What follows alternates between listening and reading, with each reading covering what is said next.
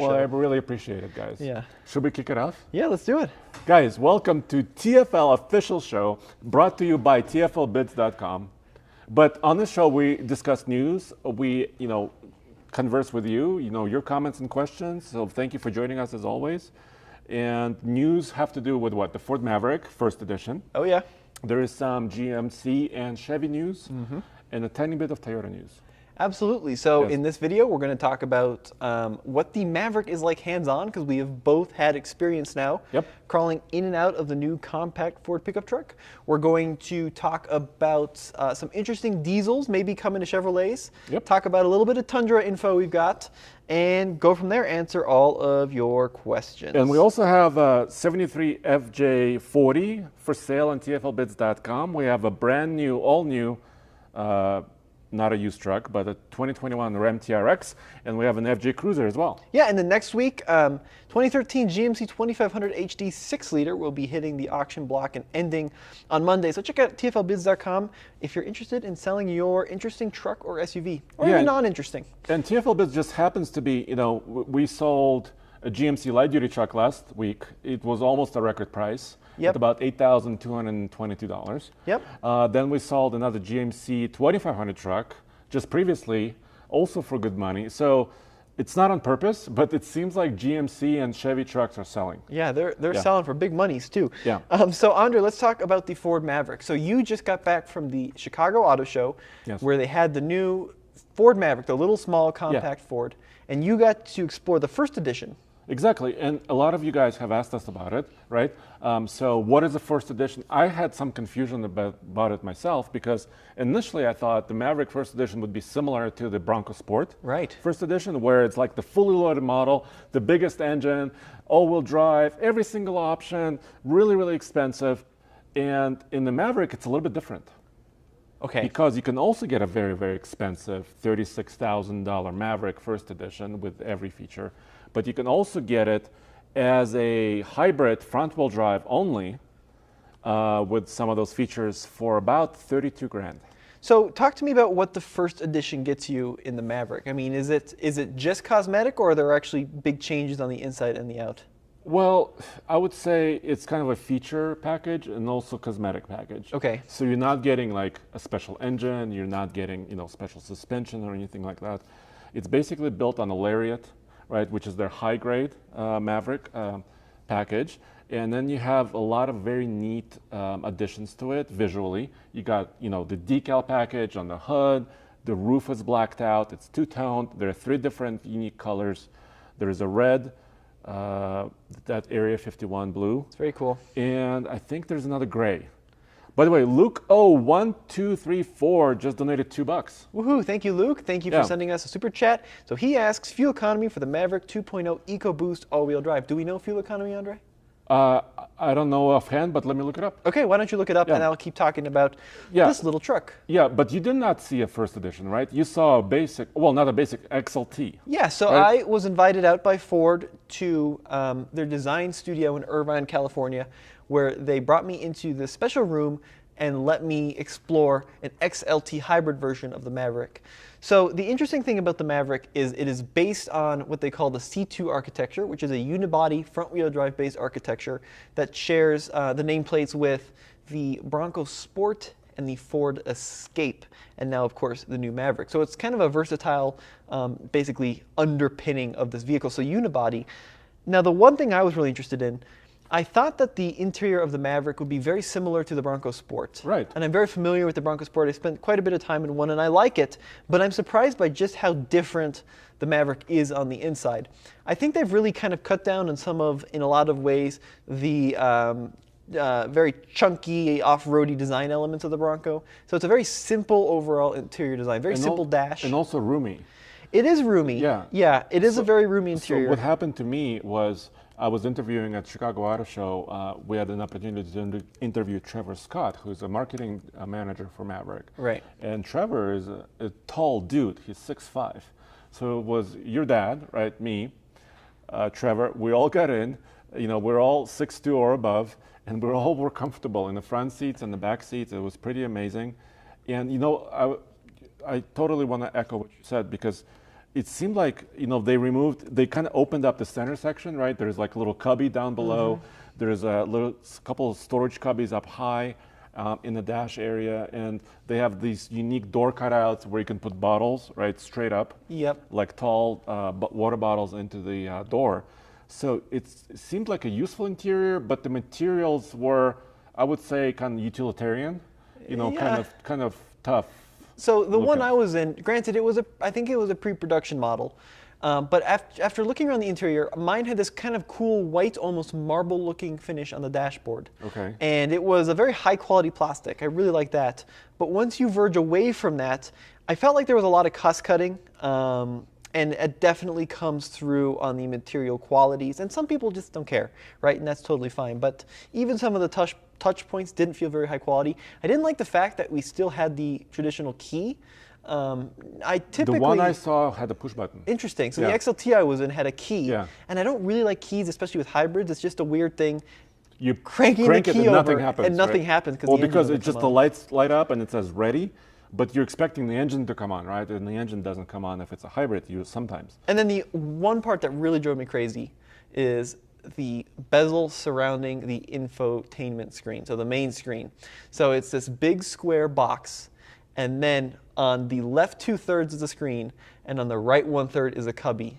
And it looks like they intended to put like a 12-inch screen in there. And it didn't. And they ran out of time or money or something, because it looks really kind of uncomfortable and unfinished. And actually, Alex Lightman was looking at some of the initial design sketches, and you see a lot of similarities between the design sketches and the final product, except in the design sketch, the screen takes up the whole box. Well, maybe they'll introduce it later. Who knows? We don't know for sure. But I liked the room. The room was excellent. Yeah. I mean, you're 6'2". How did you fit? Great, and I was in the driver's seat. Trevor was next to me, and then Roman was behind Trevor. We all fit quite nice. We haven't driven it. Journalists haven't been allowed to drive it yet. And I looked up fueleconomy.gov for the MPG. Oh yeah. And they don't have it listed yet. Okay. But I just looked up Bronco Sport 4-wheel drive 2-liter, which is the same power plant basically as the Maverick. And the Bronco Sport 2-liter 4-wheel drive is 21 city, 26 highway, 23 combined. Interesting. And I'm guessing the Maverick might be in that neighborhood, somewhere around that neighborhood. So some people were talking about, why not the 2.3 out of the Ranger? So the Ranger uses an entirely different setup. So it's a rear-wheel drive based, body on frame. Frame-based, yes. 2.3, it's the EcoBoost, and that engine is mounted front to back in the vehicle. Longitudinal. Yep. I think, is that the right term? That's right, yeah. Okay. Where in the Maverick, it's transverse, so left to right. It's a front-wheel drive setup. We were also seeing some comments about whether or not they're going to put the interesting rear diff from the Bronco Sport into the Maverick. Because the Bronco Sport, if you get like a Badlands trim, has a very sophisticated clutch-based, right? twin clutch, almost semi-locker system in the back, which I find, I ran it through a roller test, works really, really well. Currently not available in the Maverick, and I'm not sure they will, because I didn't get the impression from Ford that they are marketing this, even in the little, to be kind of a off-road oriented vehicle. Yes, but they do have the FX4. Can you explain what that gets you? Yeah, the FX4, it's their kind of truck terminology, right? So the F-150 and the Ranger and the Super Duty have FX4 packages. And here in the Maverick, it gets you unique shocks, just tuning wise, for slight, for rougher terrain. It gets you different tires. I believe it also gets you some underbody protection as well. Okay. But it doesn't really give you like a huge suspension lift or anything like that. I think there's a slight height change for the FX4 Maverick. But yeah, it's not supposed to be like a rock crawler, right? It's not supposed to be that. It's supposed to be like a little pickup for maybe somebody who lives in the city and they need a smaller vehicle to get around in. So interesting question here, Andre. Do you like the interior from the Bronco Sport more or from the Maverick more? I think I want to spend a little bit more time in the Maverick, okay, to really make a kind of a choice or a decision on that. I think, I don't know. I think the Maverick, I think both of them are roomy.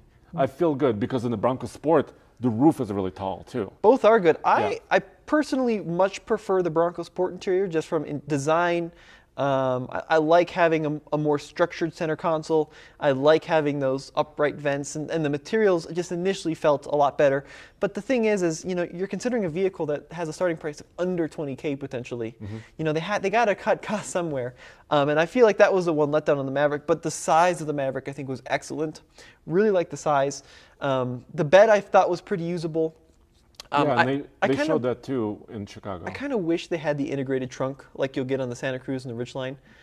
As like truck owners, it feels like we don't really use it. But I was just talking to a few Ridgeline owners, and Ridgeline owners are interesting because Ridgeline owners swear by the Ridgelines, and they love them. Love them. I've never talked to a Ridgeline owner who doesn't like their truck, which is very interesting. And from every single one I've talked to, they all love the trunk in the back, and they use it all the time because it's a lockable place to store stuff. Yeah. Totally. Right, so I kind of wish Ford had gone that route, but we'll see how it works. Ford will offer a tonneau cover, I think, too, as an option. There was a spy shot of a Maverick with a truck topper, so they're playing with different accessories. Just today, there was another spy shot of a Maverick with like other trim pieces, like a little hood scoop, like maybe like a little stylistic, not functional hood scoop and stuff like that. So I think they're going to come out with different options. But it's not going to be like a Ranger Tremor. It's not meant to be in the rock crawler. It's a very interesting thing. I mean, if you look at like the Santa Cruz, I feel like they're really trying to push the mold on what it means to have like a bed. You've got the integrated tonneau cover and that interesting bed design and the weird trunk and the composite design. And like they've really gone kind of overboard with the styling and the tech features. Whereas it feels like with the Maverick, Ford just said, I just want to build an affordable small truck. There's not really one aspect of the Bronco or of the Maverick that's like, wow, this is incredible, except for the hybrid system standard, which is... Yeah, and I want to drive it. I want to see, because it's very similar to the one in the Ford Escape. Well, it's got to be, when it hits the market, it's not only going to be the cheapest pickup truck for sale, I think it's going to be the cheapest hybrid you can buy, right? Yeah. Which is just insane. And it should be rated at 40 in the city, 40 MPG. Which is nuts. Which is crazy. Which is crazy. And when I was at Chicago... They had real weird lighting there, that is like red and blue, and everything looked blue. So I think because of that, I didn't get a really good view at the interior of the Maverick. So what do you think of front-wheel drive only on the hybrid? I keep asking for different representatives why not offer all-wheel drive, and they said we wanted to focus on fuel efficiency or this and that. I don't know if it's a technical, I haven't been able to get a straight, like, really good answer for this. I don't know if it's actually a technical limitation to where the battery and the all-wheel drive system doesn't quite play together, or if it's just a market decision for them. So I just don't know. I wish it had all-wheel drive. So if you get the all-wheel drive Maverick, too, something that not a lot of folks are talking about, you get a much more sophisticated rear suspension if you get the all-wheel drive. The front-wheel drive hybrid has almost a very primitive like a beam rear axle. Yeah, rear suspension setup. Yeah. So I wish they would do what Toyota and Lexus does. So what they do for their hybridization and all-wheel drive is they have the gasoline engine power the front wheels, and then they have a whole separate unit in the back, no drive shaft. Little motor. An electric motor powers the rear wheels. And yes, I don't think it's as good on dirt and snow as like a conventional system, but it is a very cool piece of engineering, completely disconnectable if you don't need that hybrid system. It's good enough to get you through most kind of snow. And get you unstuck. Yeah, I think it's a great idea, and I think that Ford should look into implementing that as well. But it sounds like a higher priced option. Maybe they'll do it eventually. I mean, that's the thing, is that the Maverick is such an affordable vehicle, and that really is such a cool aspect of it. Last week we talked about the Santa Cruz, and do you remember the pricing on the Santa Cruz? What did it start at? Yeah, what did it go was like 23.4-ish. So it was significantly higher than the base Maverick. So model for model, I think it was about $3,500 approximately difference. Right, and then it went all the way up to close to 40? Yeah, it did. I mean, that gets pricey. And I think the fully loaded Santa Cruz Limited all-wheel drive with a turbo, I think after destination was about 40,900 or something like that. Okay. So Andre, let's move on to the next piece of news, because we have some interesting rumors about what's going on over at General Motors. Yeah, so there was a story recently at gmauthority.com, and GM Authority is a pretty reliable source. And they reported that according to some order guides and some dealership information, for 2022, You know, all of us been waiting for the next refresh on their light-duty trucks. Yeah. Right, the Silverado 1500, GMC Sierra 1500. Well, what apparently GM is doing is they're continuing the current body style, current design for this 2022, and they're calling it limited Okay. edition. So what it sounds like to me, it's like a short year. Okay. You know what I'm saying? Like a half year. So they're going to do these trucks. And today news came out that for 2022 Trail Boss Silverado 1500, they're going to add the diesel option. Is that official? Or is that going to be more of a? It's according to a report from GMAuthority.com. Interesting. Okay. This is not confirmed by Chevrolet. So for those who just saw me put up the GMC Hummer EV, that was my bad. okay. I was thinking Well, we'll get to that. Producer Zach jumped the gun on some GM news. We will do GMC also. Yeah. So let's talk about the Silverado and why that's significant. So the Trail Bus is the off-road trim of the 1500, but you cannot buy the Silverado with the diesel. Currently, you cannot. And people were wondering why not. Because right now, you can order, or you have been able to order GMC Sierra 1500 AT4, which is their off-road trim, which is very similar to the Trail Bus, with a diesel. And a lot of people have. A lot of people like that configuration. And it's a very, very good engine. It's a Yeah. 3-liter inline 6. It's not a V6. It's got good power numbers, very good torque numbers. Turbocharged, good efficiency numbers. It would make sense in an off-roader. Yeah, so they're apparently adding it. This is, once again, unconfirmed officially, but they're adding it, and I think it's a good choice, but it's also a very, very interesting choice, because recent news was that Ford is discontinuing the F-150 diesel. The V6. The V6 diesel Power Stroke is Interesting. gone from the F-150, and Chevrolet said, oh yeah, well, we're going to expand availability of our diesel. So in the current generation, I think, what is it, 14th generation of F-150, the 2021, Yes. could you go out and buy a diesel? Did anyone buy a 2021 F-150 diesel? Was it ever available? Yes. Okay, so it was. It was. So it was very interesting because they did a new truck, 2021 F-150. Diesel was always on their books, right? It wasn't in their initial materials. I think people ordered it. I think I saw at least one owner emailed me about it. They said, yes, we ordered and got an F-150 diesel, the new one, but the latest news said that the F-150 diesel is no more. So interesting question from Jason, touching back on the Maverick information. Can you confirm that the Maverick offers a brake controller? Do you remember? I believe it does. Yes, we in can. the towing package. Yeah, it does. And the one I saw, the first edition, had the hitch, the wiring for the hitch. It does offer a brake controller, which is, some other trucks do not. For example, a lot of mid-sized trucks don't. The Santa Cruz does not, I believe. What about the Ranger? The Ranger, remember that when the Ranger first came out, it was an accessory. Okay. So you had to buy the Ranger with a towing package, and then you added the brake controller later. I think it's part of the package. And remember, Gladiator did the same thing. When the Gladiator launched, trailer brake controller was not available, and then they added it later as an accessory. Yeah. But this little truck has it. Integrated. Which Yes. is very cool. All right, so let's move on to the bit of GMC news, because now we're really getting into some interesting content. Yeah, so GMC News, there was a media meeting today, and one of the executives on the GMC side mentioned that GMC is planning to do another electric truck. So, of course, they're already doing the GMC Hummer EV truck and the SUV, GMC Hummer SUV electric.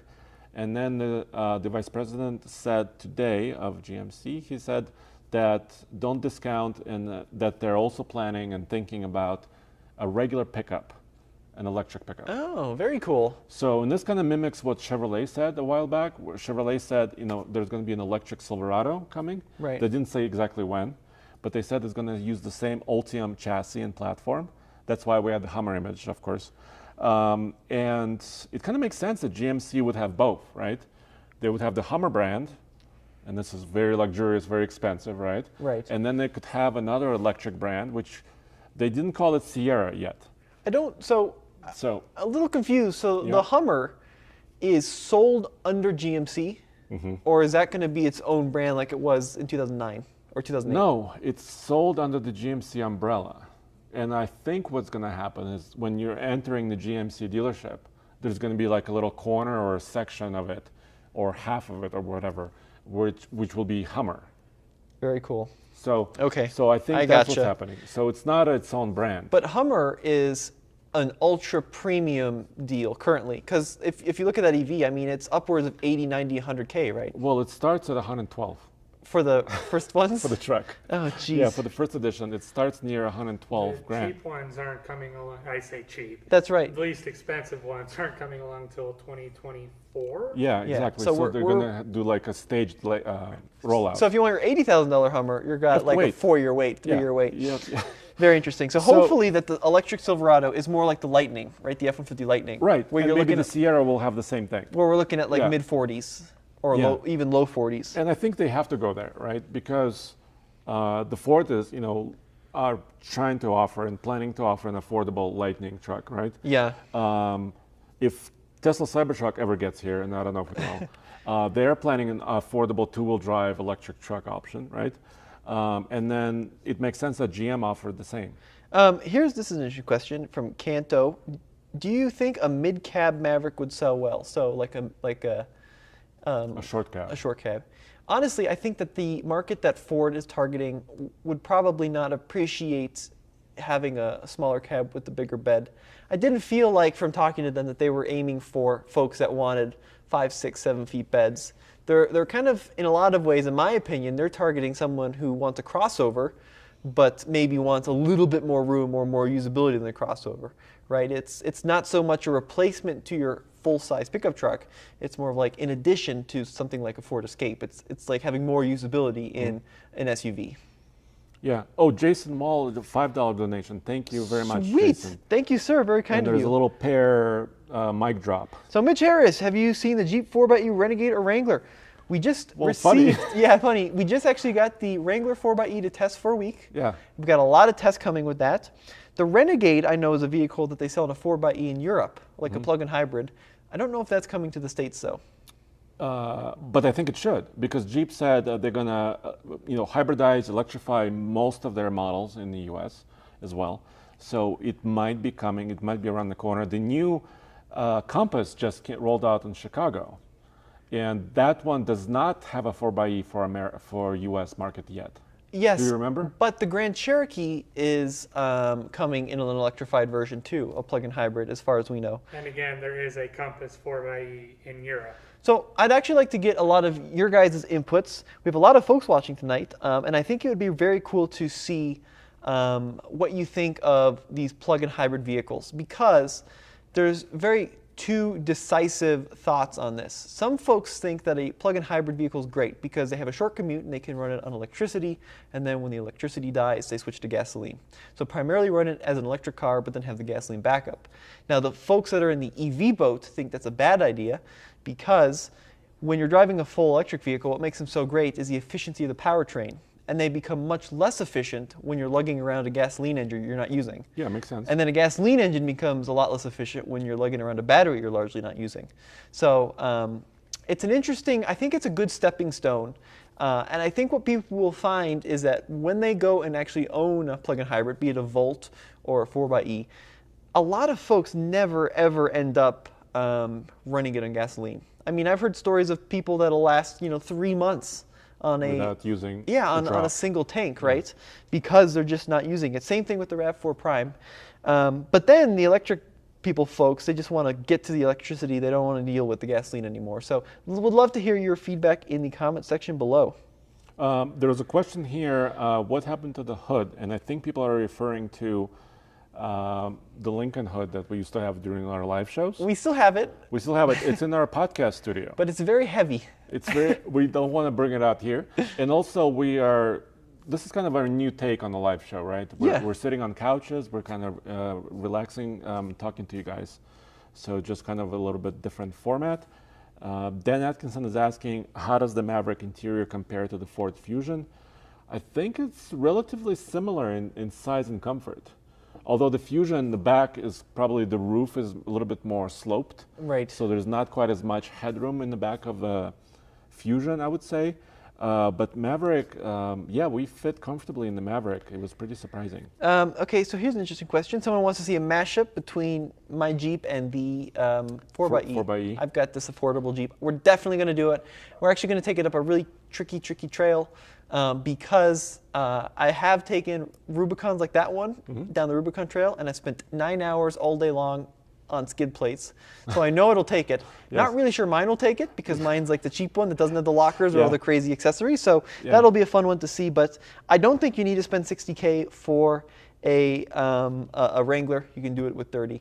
Also, another thing we should mention about the 4xe, which often gets overlooked, Stellantis, who owns Jeep, has all of their EV credits. So if you buy a 4xe, if you qualify, if your income is high enough, you can get up to $7,500 back from the government, plus additional state incentives. So here, if we went out and bought that 4xe, it wouldn't be whatever, $55,000 vehicle. In essence, it would be like a 45. That's very interesting. Yeah, and the other thing too, the bigger secret is that 4xes have insanely state deals, like just insane. I mean, it's hundreds of dollars, typically less than even a 3.6 liter V6 Rubicon. Dude, yeah, that's a good point. And we got just a lot of donations. Taker 610, $2. Thank you very much. Taker is asking, will Ford Lightning deliveries in 2022 exceed 100K units? I think you mean like trucks. Yeah. I don't think so. No, I don't think they're going to be able to have the battery capacity. I really don't. Right. So what Ford is doing is actually they have the Dearborn Rouge plant where the F-150 is currently being produced. That's one of their F-150 plants. On that facility, they're building a separate line and building for the Lightning. But I don't think it's going to have that capacity, especially in 1 year. You know what the weird thing about the Lightning is? Yes. We still do not know what the battery capacity is, which I think is They haven't super said. interesting. Yeah, they said what the range would be. Yep. They didn't quite say what it weighs. Right. I spoke with a marketing manager at the Lightning for the Lightning at Chicago, and Ethan and Dave will get to you in a second. And I asked, what will be the gross vehicle weight for the Lightning? And he said we haven't announced it yet, but it's going to be under 8,500 pounds, which means it's not a heavy-duty truck. Yes. Which is important because these trucks can get heavy.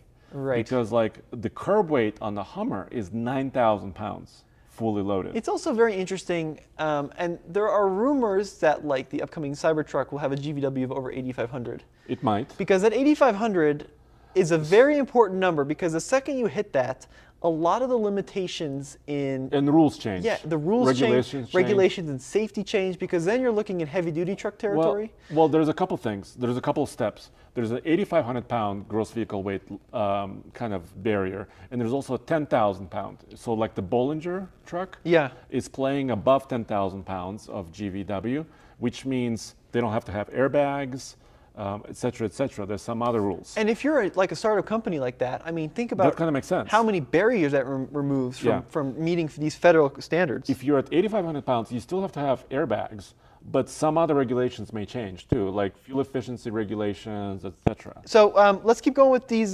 super chats. Ethan, $5. Thank you, sir. And Dave coming in with the $20. He says, thank you all for the EV information. The Taycan road trip was really great. The Taycan seems awesome. So I'm going to spill the beans on something really interesting that my dad and I are going to do tomorrow. Okay, so, please. The Tesla is on its way out.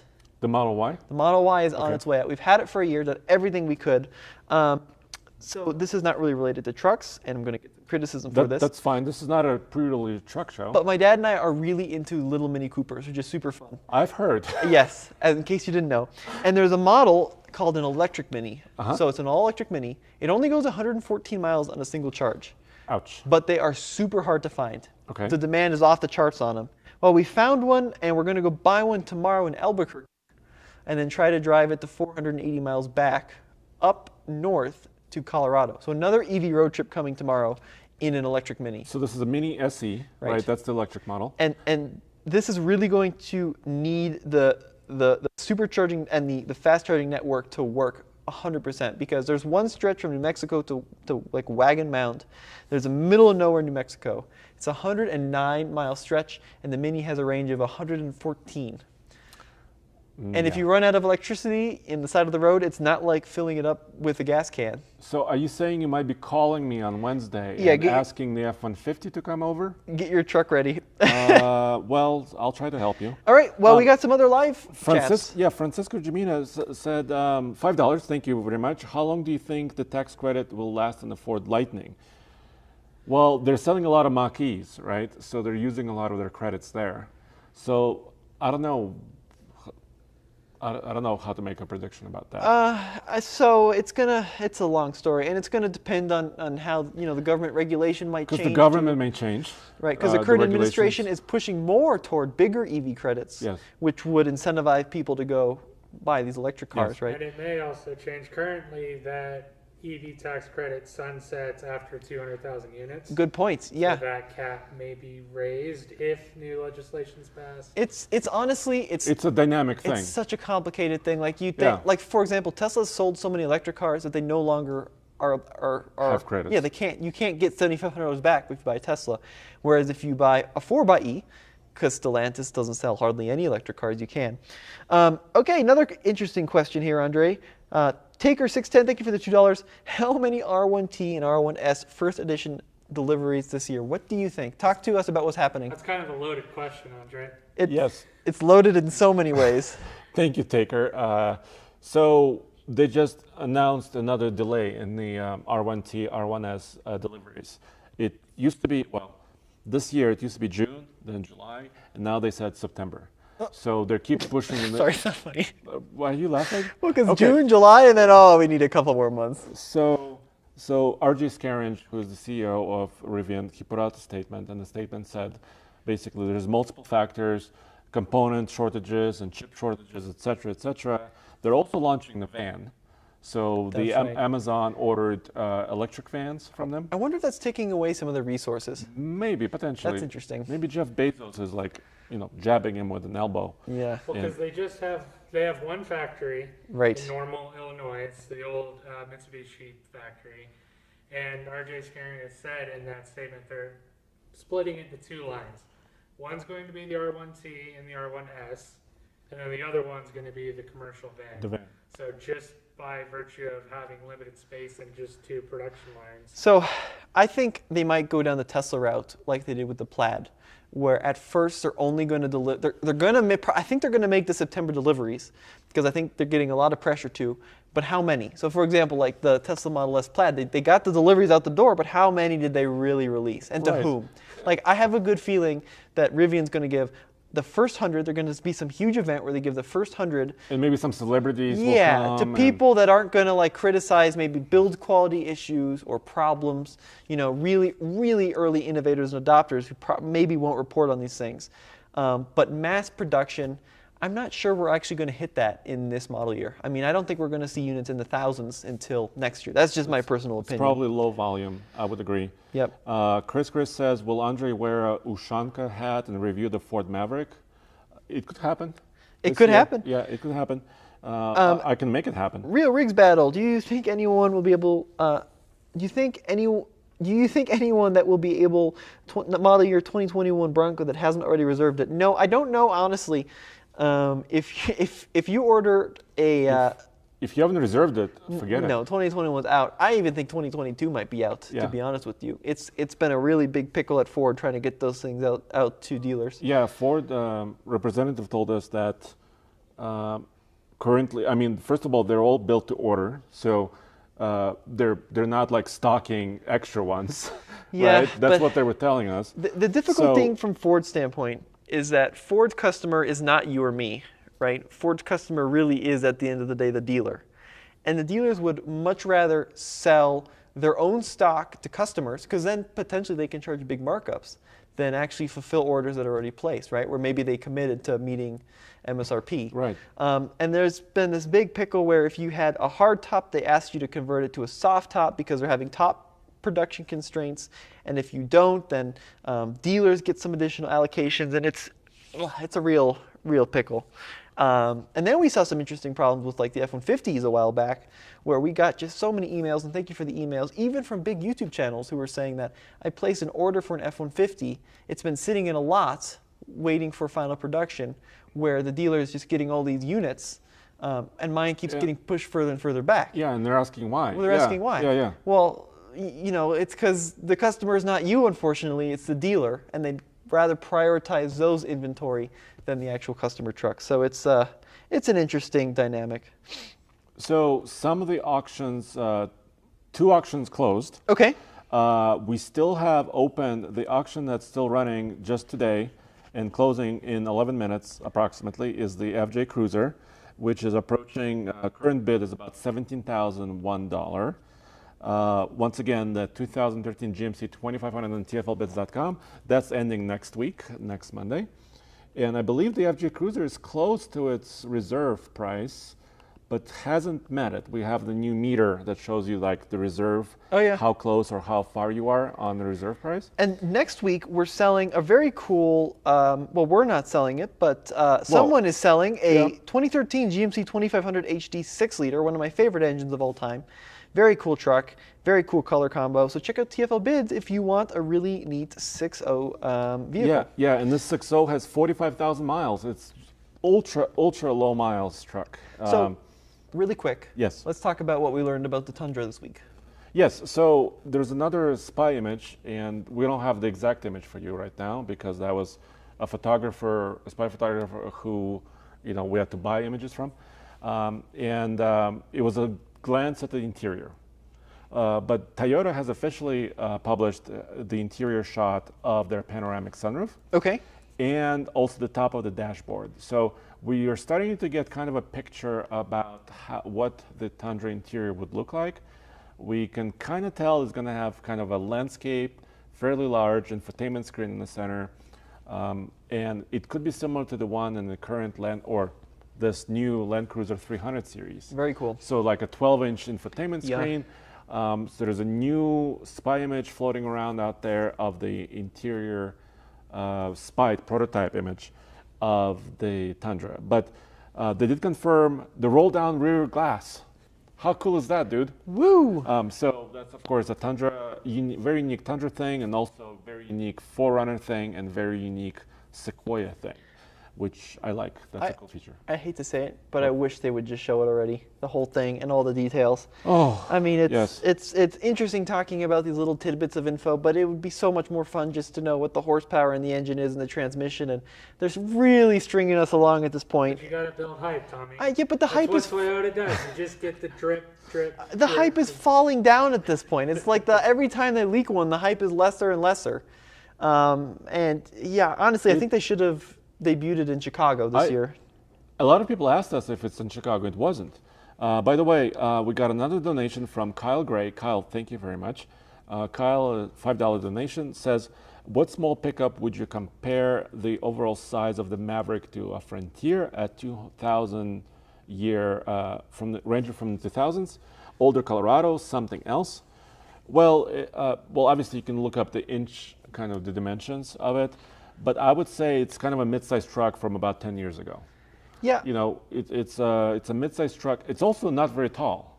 Andre, I think that it's size-wise, you can look at the dimensions and go off the numbers. But I don't think it's really going to compete with any of those trucks, because those trucks are like old school mentality of body on frame, lots of ground clearance, solid axles, longitudinal engines. They're very, very different. I mean, the Bronco is not really a truck in my mind in a lot of ways. I mean, yes, it's a truck because it's got a bed, but it really is an SUV with more usability. I really strongly believe that. And it's not going to feel like a truck, I don't think, when you drive it. Sitting behind the wheel, even at the auto show, it feels like a car, right? It doesn't feel like you're getting into a truck. It feels like you're getting into a usable little ute thing. And that's kind of how the Ridgeline feels when you drive a Ridgeline, right? You're getting into it, and it's got very good controlled road handling and manners. Yeah. And if you don't look back and you don't see the bed behind you, you may not realize you're in a little pickup. I think this might be similar to that. And it's also very easy to reach into. Did you learn any more about when deliveries will begin? Not exact month, but they said fall. Yeah, they keep saying fall. Fall of 2021. They haven't changed that timeline yet. I don't understand how they can possibly sell this, under 20K. That's really is amazing if they're actually going to build that truck. That's so crazy. That's a base price before destination charge is $19,995. With destination, it's like $21,400. It's amazing. I haven't seen one of those in person, but you're gonna get steelies. You're gonna get very basic interior, and Alexander Mills Senior for a $4.99 donation. Thank you, Alexander. Are you guys hiring? I know I can provide some diversity. Yeah, we're always looking for talented members on the team, so send us an email, ask@tfltruck.com. Absolutely. Yes.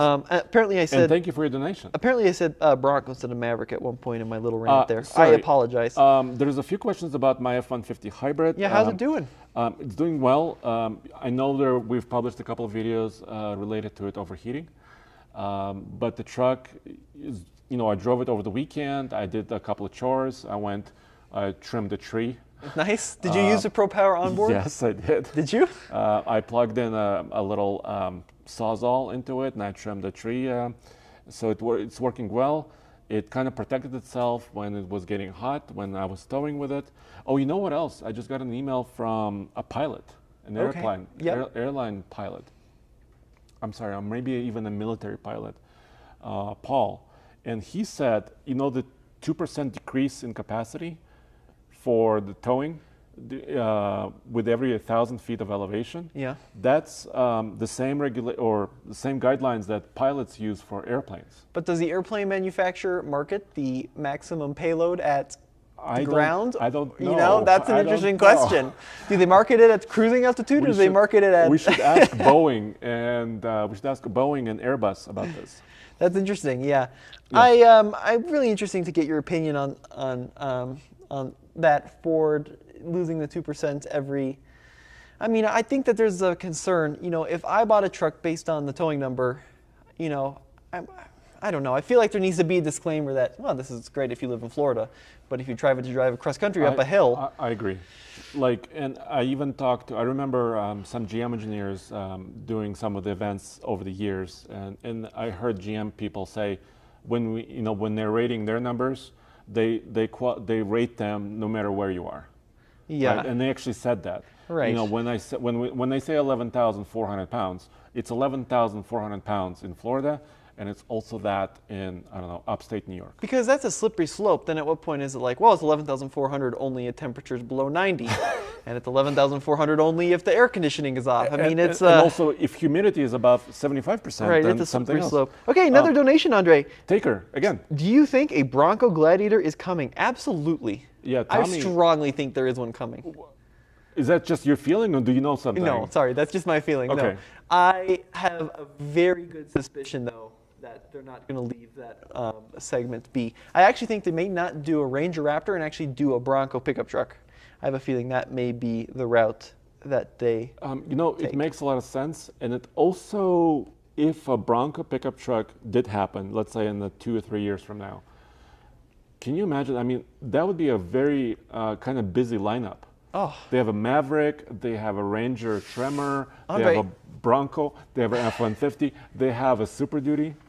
My biggest concern with Ford right now is they're making a lot of really interesting new reveals, and they need to make them happen. No. They got to make them happen. We got to actually see mass production and deliveries here. Jamie Shields is asking, there's a conversation about Tundra. This is interesting. I was just talking to someone who had a pristine 64.5 Mustang, and he said that this vehicle was built the week after they launched it at that fair. Really, 64.5? Yep, they said they launched it, and then a week later they were in dealers, and he bought one. Which was that makes sense. Crazy. Yeah, imagine that. Reveal a vehicle and then buy it. And also they sold 1 million of them in the first year. I think that's personally, I think that's a better way to go. It's not just a Ford thing. A lot of manufacturers are going to move into this, show it, and then 6 months, a year later, actually go out and buy it. This is a Tesla thing too. I think Tesla really started that world. So there's a question of whether the Tundra will also have a plug-in hybrid or just a regular hybrid. Oh yeah, what do you think? Well, first of all, we don't know. They haven't said that yet. But I have a hunch they'll start with just a regular hybrid. Okay. Similar to what Ford may be offering. And then, what I really want is a cool name. What? I want the Toyota Tundra Prime. I like that a lot. Because a Prime, it sounds like a cool name. Yeah. They have a RAV4 Prime, which is a plug-in hybrid. They might have other vehicles based on the same, like the new Lexus NX will have a similar, plug-in hybrid technology. So maybe they'll get there eventually, but I don't think it's going to be right away. I think Toyota is so good at hybrids. I mean, they really invented the segment in a lot of ways. Going back to the Prius into the 1990s. Yes. Yeah, and they're just killing it on hybrids. There's a Bronco Gladiator ready, says Smith. It's called the Ranger. You can't take the top and doors off a Ranger. That's all I'm saying. You can if you have a Sawzall. Yeah, grab that Sawzall, Andre. Robert says, Tommy, you still riding the Monkey? Yes, I have a video coming up on TFL Bike. I took it to like 11,000 feet above sea level on this dirt trail, and the little Monkey killed it. It's this little Honda motorcycle I ride. Okay. So cool stuff. Thank you for clarifying that it's a Honda. Yep. Yeah, it's a Honda Monkey. Okay. Yes. We'll leave it at that. Well, thank you guys. You guys have been, very supportive today, and huge amounts of questions and comments and discussion. Right, and I really look forward to next week, where we'll have another discussion and answer some questions. Yeah. And I think it'll be fun. Yeah, and don't forget, if you have a truck or SUV, four-wheel drive SUV or a truck for sale, and it doesn't have to be very fancy, but maybe a nice one like the 2013 GMC 2500 we have currently listed on TFLbids.com. You can hit the submit button on TFLbids.com, and our team, Grant and Alex and the rest of us, can help you actually get your truck sold. All right, hang on. One more thing. A lot of folks are really involved in your Buhanka, your Russian van. Where is it at? Oh, there's more Buhanka questions? Yeah, a lot of folks are wanting to know where your little communist van is at. So my Buhanka, which is a UAZ four-wheel drive little loaf of bread. I don't have a picture for you right now, but next show I'll give our producer Zach some pictures of my Buhanka. It's currently in the middle of the Atlantic Ocean. So it's traversing, it's on a boat, on a container ship, inside of a container. It's being shipped towards New Jersey. Okay. So it's getting super close to where I bought it in February. This has been a saga trying to get it here, but it's coming. I hope to have it in August. As soon as I have it, you'll see the video, of course, with it, and I will race it against your Peugeot. Yeah, for sure. Yeah, yeah. All right. And we'll race Nathan on a bicycle.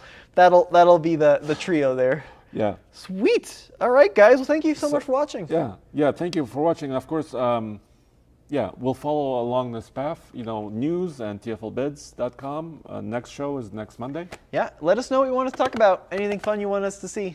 Yep. Send us an email. Thank you very much. We're gonna sign off. Bread van. I can't wait to see this Buhanka. I hope How the do you four-wheel spell drive Buhanka? works. Andre? That's correct. That's correct spelling. I hope the four-wheel drive works. Oh, you're hinting There's a story there.